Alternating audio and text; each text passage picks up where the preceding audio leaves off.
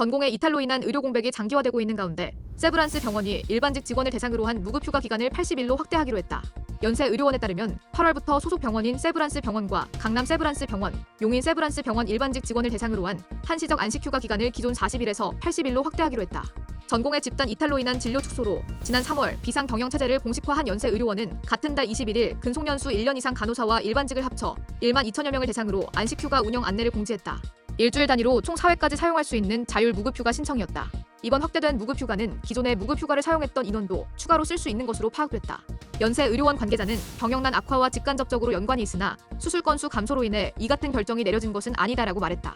의정 갈등이 7개월째 장기화되면서 지난 6월 중순 기준 세브란스 병원의 병상 가동률은 58.2%로 파악됐다. 전공의 비중이 40%를 웃돌며 전공의 의존도가 높았던 만큼 전공의 집단 이탈로 인해 병상 가동률도 타격을 받은 것으로 풀이된다.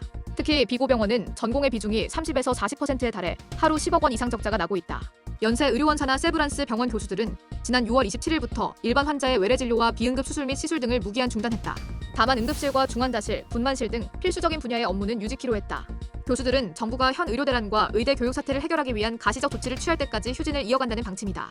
수련병원을 대상으로 한 6월분 건강보험급여 선지급 심사가 마무리된 가운데 일부 교수들이 집단 휴진을 선언한 세브란스 병원은 대상 명단에서 빠졌다. 정부는 지난 5월 전공의 이탈 사태로 경영 상황이 악화된 수련병원에 3개월분의 건강보험급여를 선지급하기로 결정한 바 있다. 요건을 충족한 수련병원에는 집단행동 이후의 진료량과 급여비 추이 등을 바탕으로 전년 동기급여비의 30%를 우선 지급하고 2025년 1분기부터 청구급여비에서 균등하게 상계하는 방식으로 정산하는 식이다. 세브란스 병원과 강남 세브란스를 포함한 서울 아산병원, 고려대학교 안암병원 등 9개 병원은 건강보험 선지급 대상에서 제외된 상황이다. 이들이 지급받지 못한 급여비는 총 1,041억 원에 달한다.